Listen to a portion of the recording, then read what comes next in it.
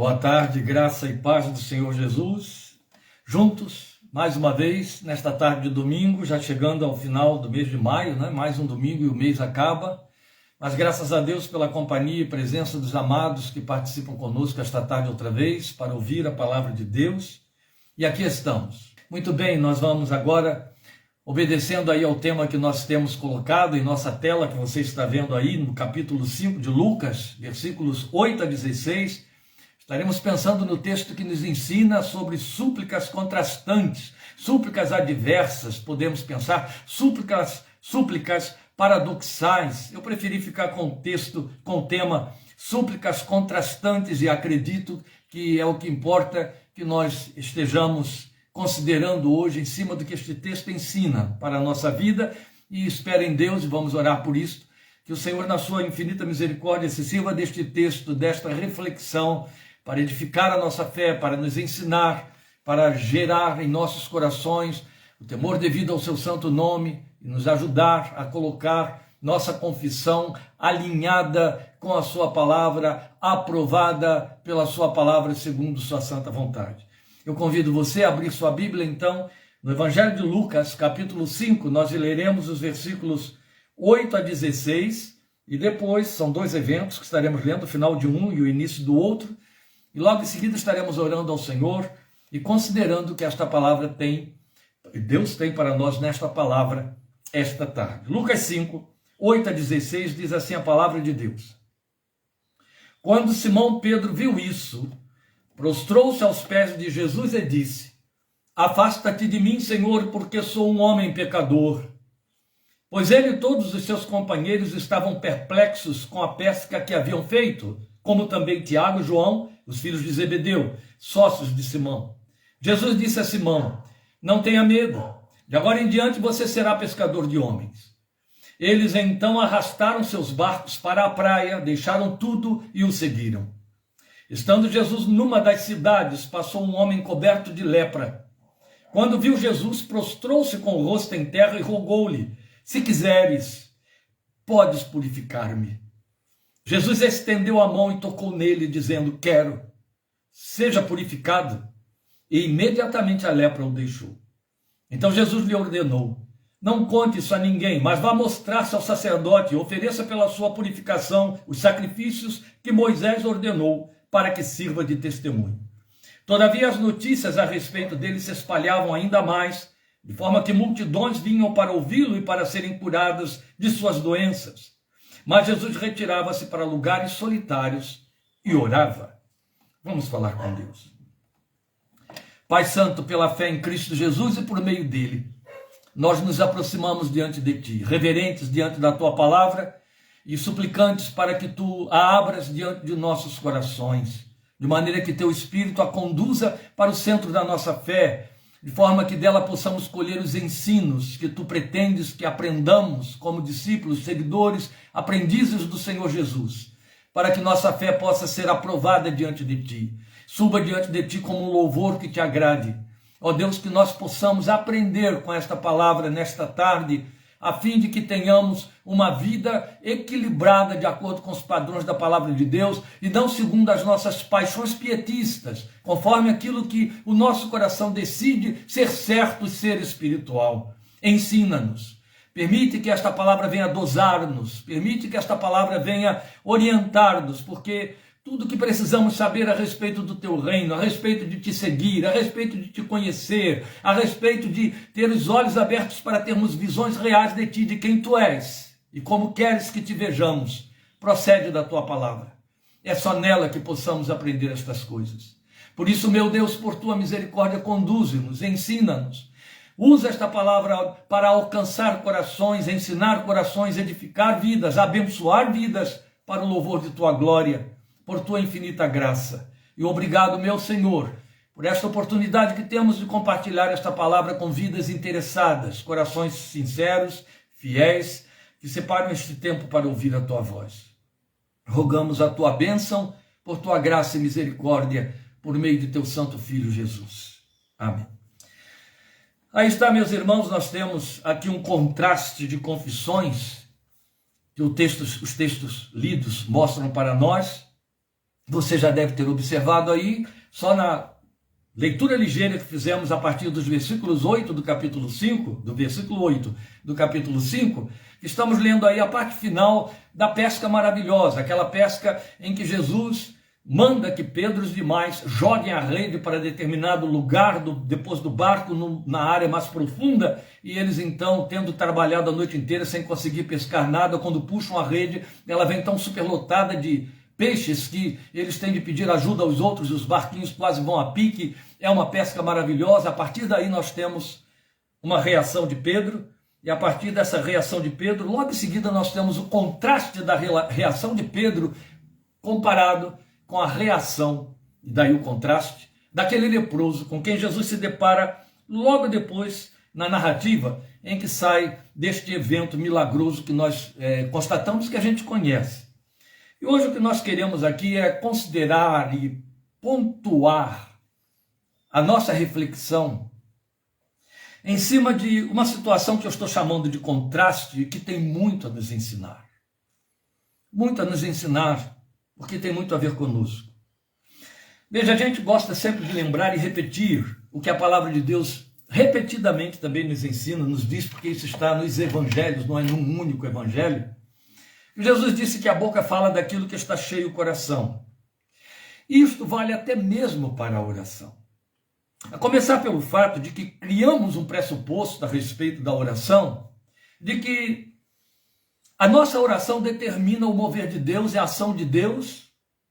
A nossa oração estabelece o que Deus tem de fazer e como Deus deve fazer. E pior do que tudo, oramos em cima do pressuposto de que sabemos de fato o que estamos dizendo e que dizemos o que devemos dizer e que sabemos orar. A Bíblia derruba tudo isso de uma pancada só.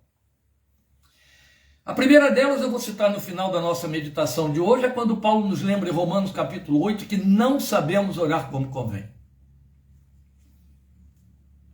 E a segunda delas procede da profecia de Jeremias, que nos traz um lembrete, uma advertência que incomoda muito, especialmente o coração dos que não estão quebrantados, aqueles que ainda não foram transformados pela cruz.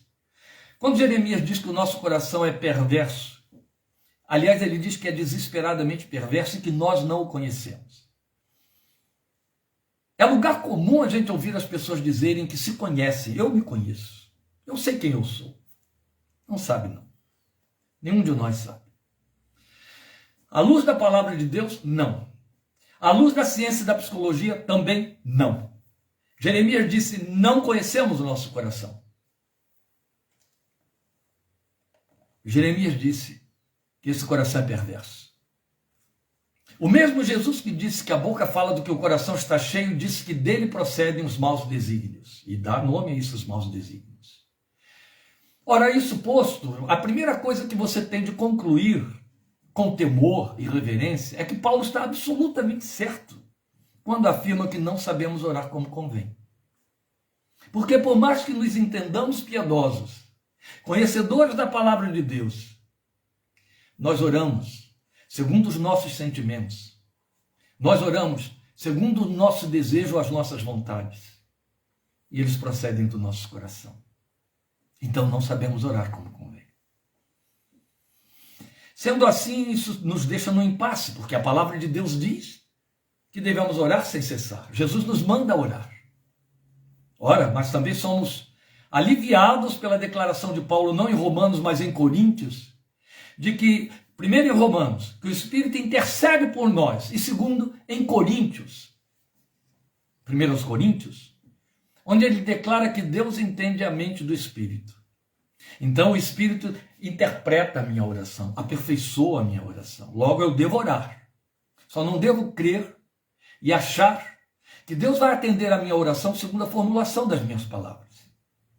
Uma heresia que ganhou muito espaço entre nós evangélicos, prosperou muito, porque tem muito a ver, e tem tudo a ver. Aliás, eu vou consertar essa colocação aqui, não é que tem muito a ver, tem tudo a ver com o veneno que a serpente lançou na humanidade através de Eva, no Éden, ao dizer, pretender que A obediência a Deus não poderia ser cumprida porque Deus queria impedir que nós fôssemos iguais a Deus, e o nome disso é soberba, é a altivez que imperava em Satanás e que o derrubou desde o céu. A verdade é que o ser humano tem essa necessidade muito grande de exercer controle até mesmo sobre Deus, e os crentes não ficam muito longe disso. Então, esta heresia que graçou entre nós e que ganhou espaço, ela pretende que a nossa oração determine as coisas. Que a minha oração formula palavras que têm poder e que fazem coisas acontecerem. Na verdade, isso não procede das Escrituras. Isso procede das mentalizações esotéricas. Isso procede das mentalizações hinduístas. Isso procede do paganismo, não da luz da revelação de Deus. Mas foram milhões os crentes que se deixaram arrastar por causa desta mesma sede que contaminou Eva, de realmente poder ter controle e exercer controle sobre Deus. A partir do momento em que me disseram que a minha oração pode determinar a Deus de maneira que eu possa dizer a Deus assim, não, Senhor, e determino que todos correram atrás disso aí. Isso é paganismo, gente. Isso é satanismo. A minha oração estará sempre sujeita a uma vontade de Deus que eu não conheço, mas que por não conhecer me torna sob o controle de Deus e não o controlador de Deus, sujeito à soberania de Deus e não soberano sobre a vontade de Deus. Humilde e dependente, que é tudo quanto Ele espera de mim e você, porque se não for assim não haverá nutrientes para a esperança no nosso coração, que é tudo quanto Ele quer fazer. Então vamos voltar à carga. Jesus disse que a gente fala daquilo que o coração está cheio. E podemos, via de regra, nos confundir por não sabermos exatamente de que está cheio o nosso coração. Então, como eu disse, isso vale até mesmo para a oração. E não é somente quanto ao coração que sente, mas quanto à forma como ele reage. Então, os conteúdos se traduzem também em oração. E quando isso ocorre, elas podem significar confissões. É isso? Paulo disse que é com a boca que se faz confissão. É Romanos também. Romanos, capítulo 10. Com a boca se faz confissão. E aí nós temos o contraste de duas célebres orações que podem traduzir confissões. Uma, e eu pontuo, então eu destaco aqui, é quando você tem Pedro dizendo no versículo 8, afasta-te de mim, Senhor, porque sou um homem pecador. E a outra, quando você a tem no versículo 12, da boca de um leproso incógnito, se quiseres, podes purificar-me. Ora, o fato de que Jesus estava ali não torna essas declarações menos oração do que as nossas. Os dois estão fazendo oração ao Cristo presente.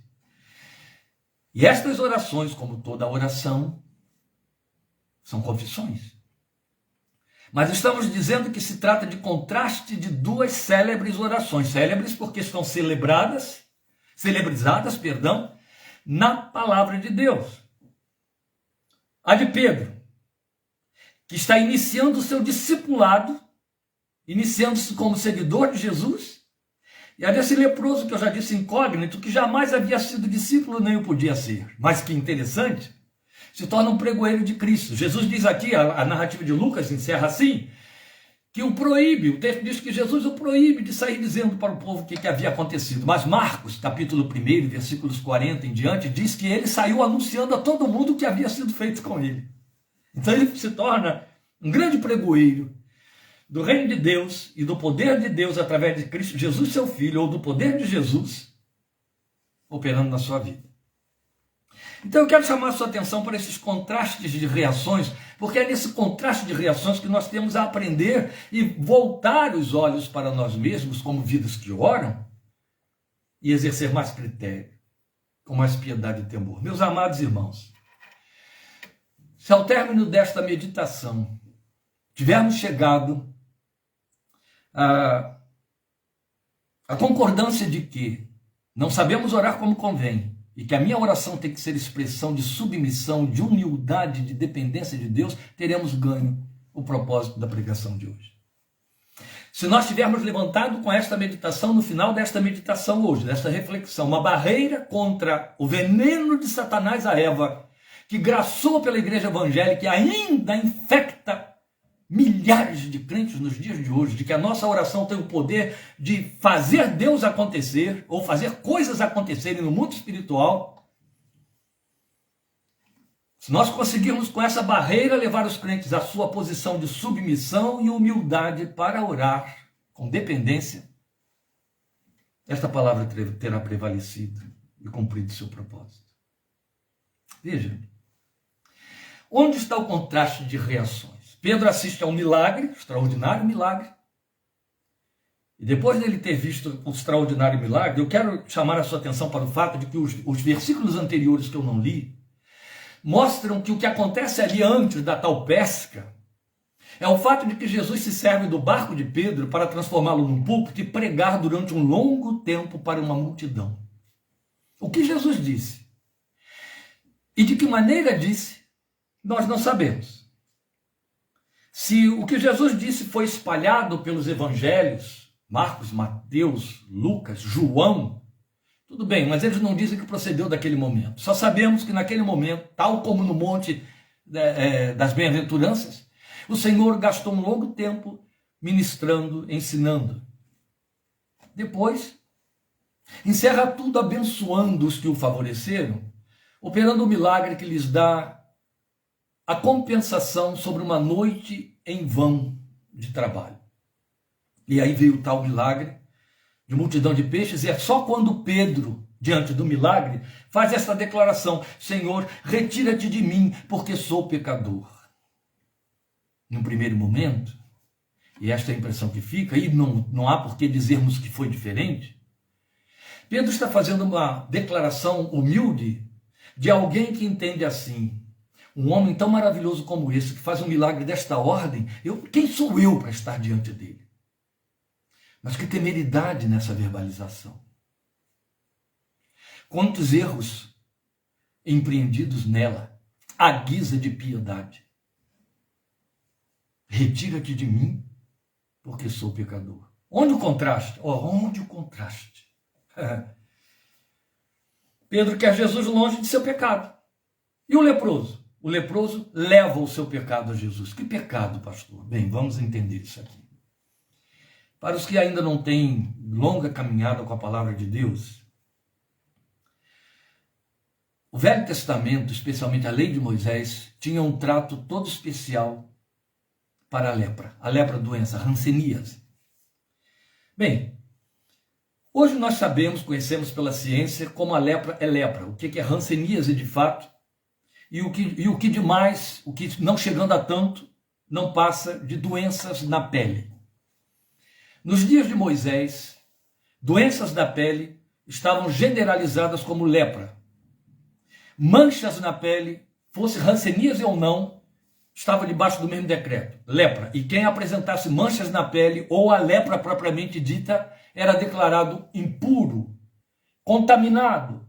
Tinha de ser afastado do meio do povo para não contaminar o povo. Só podia se aproximar do sacerdote para que o sacerdote verificasse se ele realmente tinha lepra, quando a família então suspeitava o próprio sujeito, e ali ele seria banido, afastado, e o sacerdote que chegou perto dele teria que se purificar, e depois, quando surgisse uma cura e a doença se remisse, ele voltasse para o sacerdote fazer uma verificação final e declarar o puro, e ainda assim, só o declararia puro, e mesmo o tendo declarado puro, ofereceria sacrifícios especiais por ele. Nesses sacrifícios especiais estão os símbolos da obra de Cristo Jesus, porque essa mesma forma tão desumana, como a lei estava tratando esse tipo de doença, e o doente era um tipo criado por Deus para nos falar do pecado. Deus se serviu da lepra para apontar a visão que o homem teria de ter do pecado. Porque só Deus tem uma visão real do pecado, falamos sobre isso domingo. Nós não temos. Nós só temos uma visão do pecado quando somos vitimados por ele. Enquanto somos o praticante dele e não vem as consequências sobre nós, nós não temos visão do pecado. Haja vista o fato de que ninguém se acha pecador. É raro. Especialmente quando tomam carona nos discursos da filosofia e da psicologia, de qualquer ordem, de qualquer linha. Então Deus criou o tipo através da lepra, para nos dar uma visão do pecado, de maneira que, Ser leproso nos dias da lei era o horror dos horrores. O sujeito era afastado da sua família, era afastado da sociedade, tinha que se autoproclamar impuro, ele teria que se aproximar quando tinha de buscar comida, esmola, e não era dinheiro, era comida, panos para se cobrir, os famosos trapos de imundície. Ele tinha que ir gritando com a mão na boca, impuro, impuro, que era para o povo se afastar dele, deixar o alimento lá, num exercício de misericórdia, como era cruel. E ele pudesse se servir e comer. Longe da sua família. Quem se aproximasse dele teria que se separar também. Longe da sociedade. Nunca mais tendo possibilidade de se aproximar dos centros de culto e de adoração. Porque ele era considerado alguém que podia contaminar. Outro tanto, a lepra propriamente dita, com seu efeito danoso de deformar os membros do corpo, a pele, de afetar os nervos de maneira a trazer insensibilidade à dor, ela era um exemplo próprio, uma característica própria, a visão própria do mal que o pecado causa. Deformidade e insensibilidade. Então Deus se serviu de uma simbologia perfeita para nos dar uma visão, ou nos ajudar a ter uma visão humana do pecado, comparando a lepra e o leproso ao pecador. Bem, estabelecido isso pela lei, qualquer leproso se entendia impuro e estava afastado. Pois bem, aquele leproso sabia que ao longo da lei, por conta da lei, ele era impuro. E ele assume isso. Ele chega diante do Senhor e diz: se queres, podes purificar-me, tornar-me puro. Eu estou impuro, ele está assumindo. Ele está consentindo com o que a lei decreta, por mais cruel que seja. Então ele vai na contramão do discurso de Pedro. Enquanto Pedro diz: retira-te de mim que sou pecador, ou seja, fique longe, Senhor Jesus, do meu pecado, nos fazendo lembrar aquele povo da cidade de Gadara, lembram? Jesus opera o extraordinário milagre da libertação daquele demônio que os incomodava, daquele endemoniado que os incomodava e atormentava de contínuo, preso a correntes que arrebentava, vivendo pelos cemitérios. E uma vez que os demônios, que eram uma legião, saem dele, se apossam de 12.000 porcos e os despedaçam, de espinhadeiro abaixo, aquele povo então pede que Jesus saia das cercanias deles. Ou seja, a sua presença nos traz prejuízo, ainda que tenha libertado um desgraçado que nos oprimia, que nos atormentava dia e noite. Preferimos aquela situação a esta. Sai dentre nós. Os gadarenos lembram? Pedro está fazendo algo semelhante. Afasta-te de mim, que sou pecador. O leproso chega para Jesus e diz: aproxima-te de mim, que sou pecador, e purifica-me. É isto. Então ele se aproxima. Ele se aproxima. Dá até para a gente tentar visualizar aí o movimento de Pedro. Afasta-te de mim. E ele toma distância. Enquanto que o texto mostra que o leproso se aproxima tanto de Jesus que Jesus o toca. Então o próximo chega. Meus queridos. Ao ver a Jesus, versículo 12, prostrando-se com o rosto em terra, suplicou-lhe: Senhor, se quiseres, podes purificar-me. Na verdade, né, sentando um pouquinho aqui abordoado em Pedro, mas outro tanto eu vou fazer justiça a ele sempre teve um pronunciamento precipitado diante do Senhor. É dele que procedem algumas máximas muito negativas, e essas suas declarações negativas sempre lhe granjearam um preço muito caro, muito duro. Eu vou citar algumas para que vocês se lembrem. Nunca te negarei. Foi o único que negou. Lembram disso? Depois, quando o Senhor diz: o Filho do Homem vai para Jerusalém e vai ser preso e morto. Senhor, não te faças tal coisa. Jesus chega para ele e diz: para trás de mim, Satanás, que não compreendes as coisas de Deus e só as dos homens. Outro tanto, numa outra ocasião, ele disse: Senhor, tu nunca me lavarás os pés. Se eu não te lavar os pés, tu não tens parte comigo. Percebe? As precipitações do discurso de Pedro. Não conheço tal homem. Ele disse diante daquela faxineira lá daquele grupo. de fariseus. Não conheço tal homem. Sempre precipitado em palavras. Mas eu disse que lhe faria justiça. Dele também são célebres declarações positivas. Tu és o Cristo, Filho do Deus vivo. Aí Jesus disse, bem-aventurado és tu, Simão. Não foi a carne e o sangue que te revelou tal coisa, mas o Espírito do nosso Pai que está nos céus. Portanto, tu és Pedro. Sobre esta pedra edificarei a minha igreja. Lembram disso? Uma declaração positiva de Pedro. Outro tanto, quando o Senhor diz, vocês também querem se afastar depois daquele discurso pesado, em João 6, Pedro toma a palavra pelo grupo e diz, para quem iremos nós, Senhor? Só tu tens as palavras de vida eterna. Lembram disso?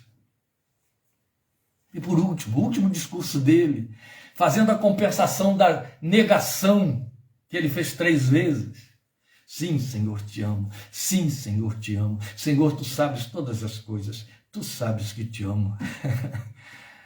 Era precipitado de boca, não é?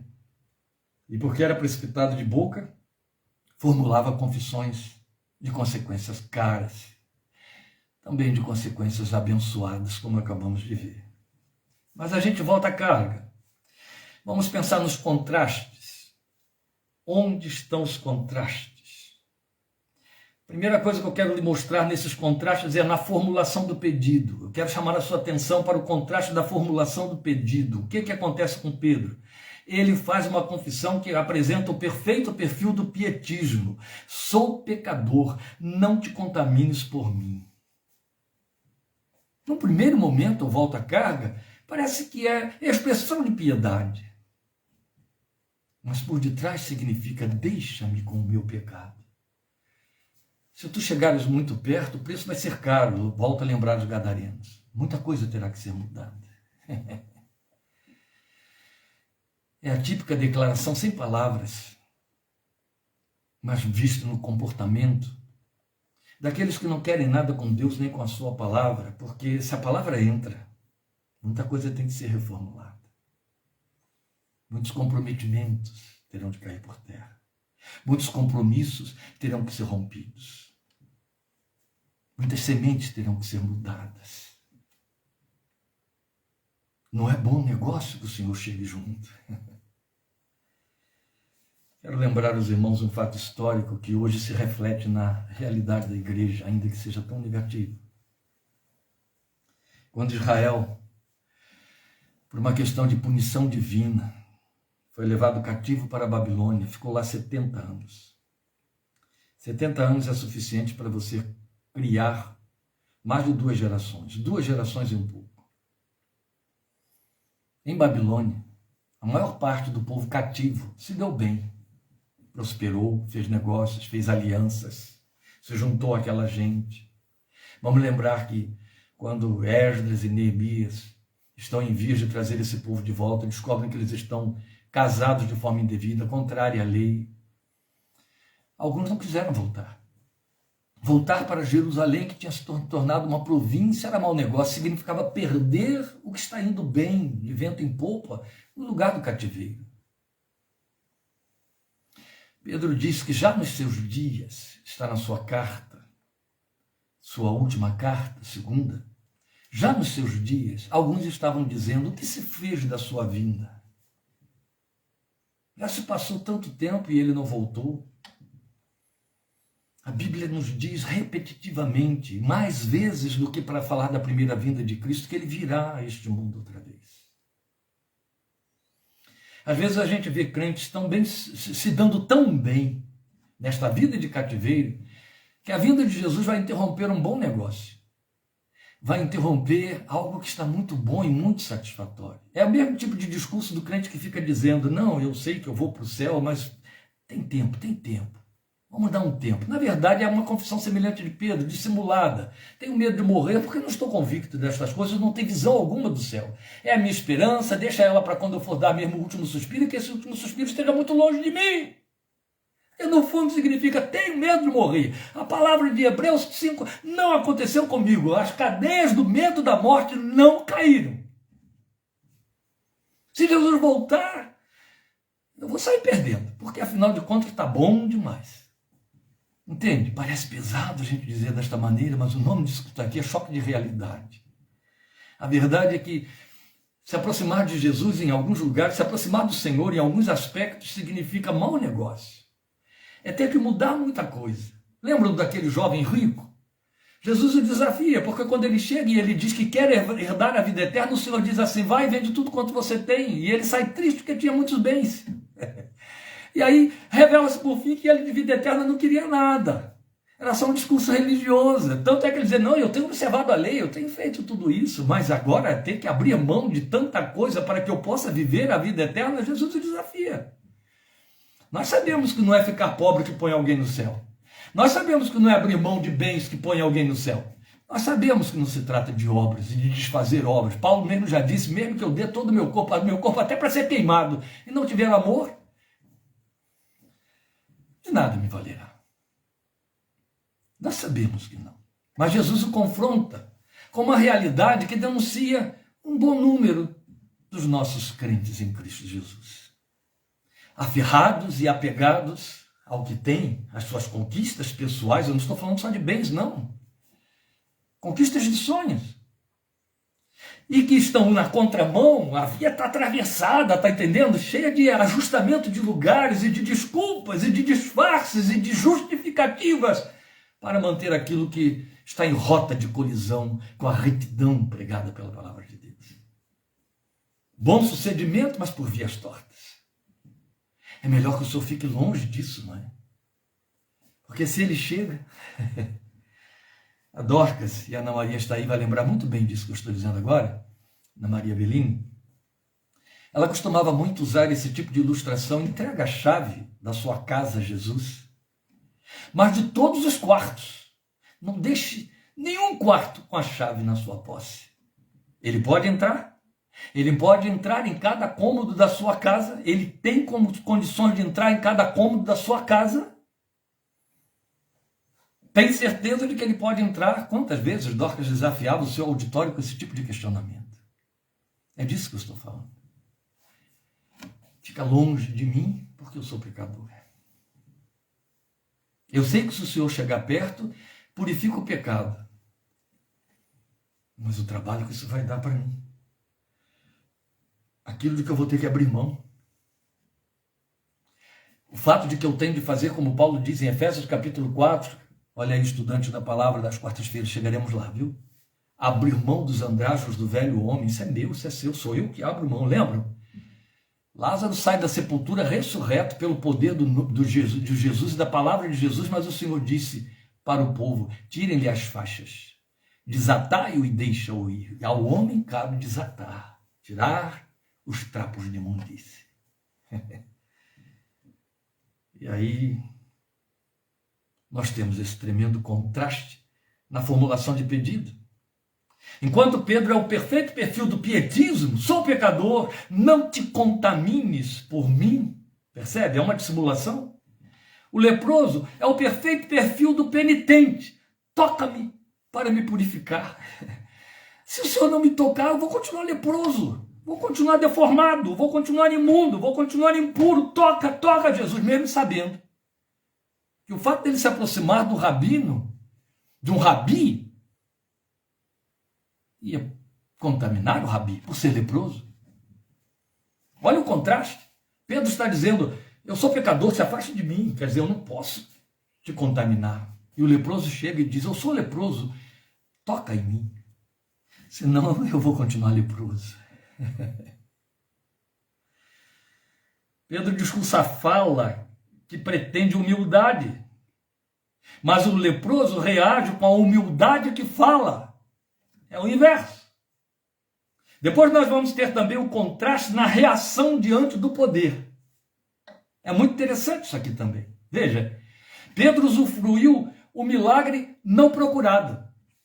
Nem pensava no fato de que Jesus tinha poder para fazer com que os peixes, atrás dos quais eles foram a noite inteira, como homens experimentados no mar, nada conseguiram. Iam agora avançar sobre as suas redes de maneira que ia transbordar. Não é só homens experimentados, mas Jesus simplesmente disse a eles que fossem para um determinado lugar do lago onde os peixes estavam. Jesus sabia. Com toda a experiência deles, eles não sabiam. Então recebe um milagre que não foi buscado. Uma intervenção do Senhor que independe da questão pecado ou não pecado. E aí, eu volto a lembrar a história dos gadarenos. O milagre acontece, mas isso pode me causar prejuízos. No caso de Pedro, o milagre acontece, opa, eu e os meus sócios nos demos muito bem. Mas eu sou pecador. Cuidado, não te aproximes. O que mais eu tenho de fazer e abrir mão? O milagre em Pedro não alterava a vida. O máximo que fazia era que o mau sucedimento se transformasse num bom sucesso. Mas ele ia continuar pescador. Ia voltar no dia seguinte para ter que pegar mais peixes e vender de novo. Mesmo porque tudo aquilo teria que ser vendido e consumido em poucas horas. Era peixe num tempo sem refrigeração. Lembre disso. Não quero diminuir, esvaziar a beleza desta palavra, mas eu quero te chamar à realidade dos fatos. Então, o milagre que foi operado não ia alterar a vida. De jeito nenhum. Tanto que Jesus lhe faz uma proposta muito mais elevada. Primeiro disse para ele, não temas. Fique em paz. De agora em diante você vai ser pescador de homens. Você vai pescar e o produto da sua pesca vai ser eterno. Não vai ter que ser negociado imediatamente para não perecer. Vai ser eterno. De agora em diante você será pescador de homens. Mas o milagre em si não alterou a vida. No entanto, o milagre no leproso era uma questão de vida. Ou Jesus opera o milagre ou ele continua leproso. E o processo continuaria levando à morte. Sabemos disso. Então há um contraste até na reação diante do poder. Porque o primeiro, ao ver o poder, recua. E é Jesus quem tem que chegar e dizer para ele, avança, torne-te pescador de homens. O segundo, diante do milagre, é contido, não falha ninguém. Aí Marcos chega no capítulo 1:40 e diz, ele saiu falando para todo mundo. Percebe o contraste? Eu vejo o milagre aqui e eu me enfio num canto. O outro vê o milagre e sai dizendo a todo mundo, venham e vejam o que ele fez por mim. Semelhante à mulher samaritana em João capítulo 4. Tão lindo isso. Um recua e o Senhor diz, avança, vamos pescar homens, rapaz, vem para cá. O outro vê o milagre acontecer e Jesus diz, fica quieto. Não sai por aí anunciando isso não está na hora ainda. E ele entrou por aqui, saiu por ali, ele estava empolgado e ele saiu contando a todo mundo. Saiu contando a todo mundo. Eu vou ler o texto de Marcos 4, para que isso não fique como uma informação que você guarde no seu ouvido. Vamos aproveitar o espaço aqui, jogar o texto aí para que você possa conferir. Um leproso aproximou-se dele, estou lendo o versículo 40 de Marcos 1. Um leproso aproximou-se dele e suplicou-lhe de joelhos, se quiseres, podes purificar-me. É Marcos 1, meus queridos. Cheio de compaixão, Jesus estendeu a mão, tocou nele e disse, quero, seja purificado. Imediatamente a lepra o deixou e ele foi purificado. Em seguida, Jesus o despediu com uma severa advertência. Olhe, não conte isso a ninguém, mas vá mostrar-se ao sacerdote, ofereça pela sua purificação os sacrifícios que Moisés ordenou para que sirva de testemunho. Lucas repete essa fraseologia de forma literal. Ele, porém, então é Marcos quem nos comunica isso, ele, porém, saiu e começou a tornar público o fato, espalhando a notícia. Por isso Jesus não podia mais entrar publicamente em nenhuma cidade. Lindo, não é? Afasta-te de mim, Senhor. Depois de eu ter visto esse milagre, afasta-te de mim, eu sou pecador. Vem aqui, rapaz, vamos pescar. Homens. O outro vê o milagre e o Senhor diz, você está curado, apresente-se ao sacerdote, só ele, para cumprir a lei, não fale disso para ninguém. E ele sai anunciando. É um contraste. Esses perfis contrastantes existem na caminhada com o Senhor, dentro da igreja, nos nossos círculos de comunhão espiritual. Eles existem. Sabe, me lembra muito aqueles que se aproximaram do Senhor, dizendo, eu quero te seguir. E aqueles a quem Jesus chamou, segue-me. E aí um diz, olha, deixa eu primeiro sepultar meus pais. Eu estou muito comprometido com a minha família. Eu não posso te seguir livremente, eu tenho que atender a minha família. Eu tenho de dar atenção à minha família. Senhor, eu preciso ser livre, mas primeiro eu tenho que me ocupar com os meus. Oh, Senhor, eu acabei de casar. E o outro, acabei de comprar uma junta de bois. todos os argumentos, justificativas para não seguir, justificativas para não ser o caminhante com o Senhor e discípulo, cuja caminhada exige cortar os laços que nos prendem, os pecados que embaraçam a vida. Não é só, Paulo diz, ninguém que milita se embaraça com os negócios desta vida. Aí estão os contrastes. E por último, na reação do Senhor à súplica de um e de outro. Porque são súplicas. Afasta-te de mim, se queres podes purificar. São súplicas. Como Jesus reage diante de um e de outro. Você acabou de ler, ou eu li para você, Marcos capítulo 1, versículo 40, dizendo que diante do leproso, Jesus se encheu de compaixão. Diante de Pedro, diante de Pedro, Jesus usa uma palavra de exortação. Não tenha medo, e agora vem para ser pescador de homens daqui em diante. Mas diante do leproso, ele se move tomado de compaixão. Só que diante de um e de outro, ele era o mesmo. Ele era o mesmo. Ele não atendeu a Pedro, mas atendeu ao leproso, porque a Bíblia diz que Deus não resiste a um coração quebrantado. A Bíblia diz que ele é o alto que habita num alto e santo, que ele é o santo que habita num sublime e alto lugar, mas também habita com o quebrantado e contrito de coração. Entende? A um coração quebrantado e contrito tu não resistirás, ó Deus, disse Davi. E é verdade. Ali está aquele homem quebrantado diante do Senhor, sem altivez nenhuma, sem falsa piedade. Senhor, se queres, tu podes purificar-me. Mesmo sabendo que a lei me proíbe de me aproximar de ti. Mesmo sabendo que o que eu estou te pedindo representa tornar-te contaminado por minha causa. Mas na súplica deste homem está a essência da encarnação do Filho de Deus. Ele veio por isso.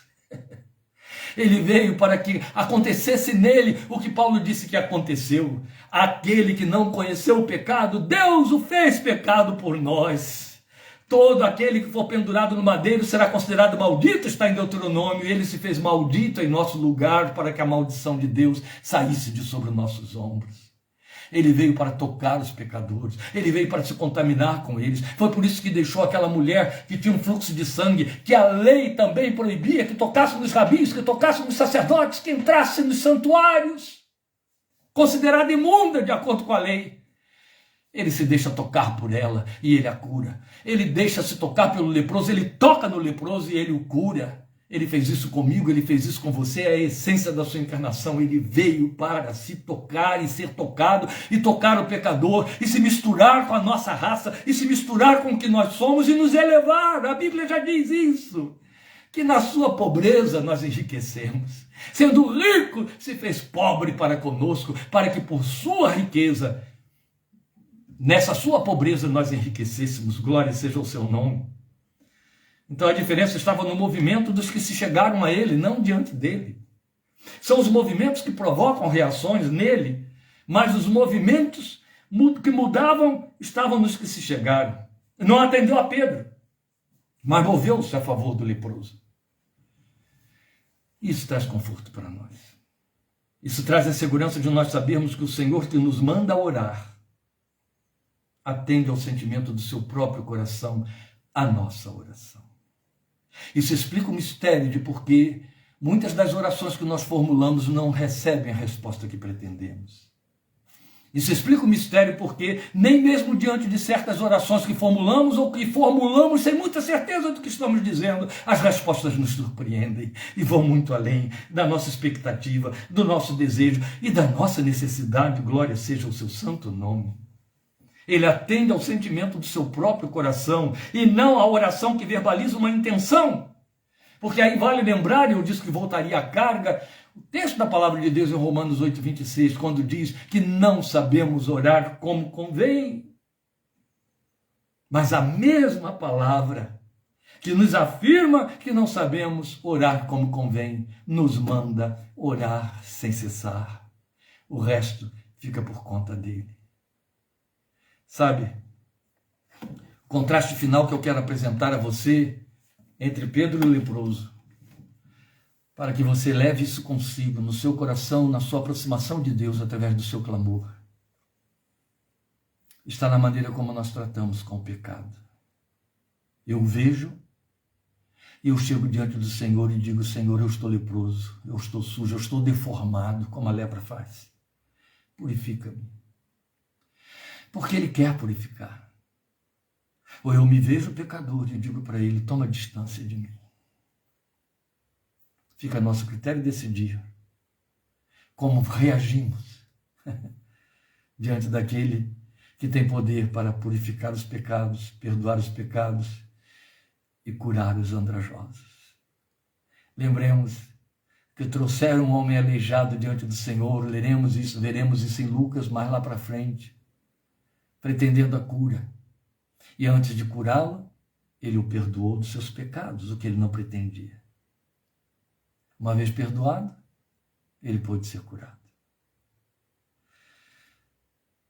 Que o Senhor te dê sabedoria sobre esta palavra. A humildade de se colocar no lugar daquele leproso e não da falsa piedade de Pedro, que não é um perfil perfeito para ser seguido por nós. Deus te abençoe, te fortaleça, te convido a continuarmos caminhando quarta-feira em Efésios, capítulo 2, na sequência de nossos estudos. Grande abraço, obrigado por sua companhia, por sua presença. O Senhor te dê o restante de domingo debaixo da sua graça, debaixo da sua paz, debaixo da sua presença, para a glória de seu santo nome. Obrigado por sua presença aqui. Estaremos juntos, queira Deus, em nome de Jesus. Amém.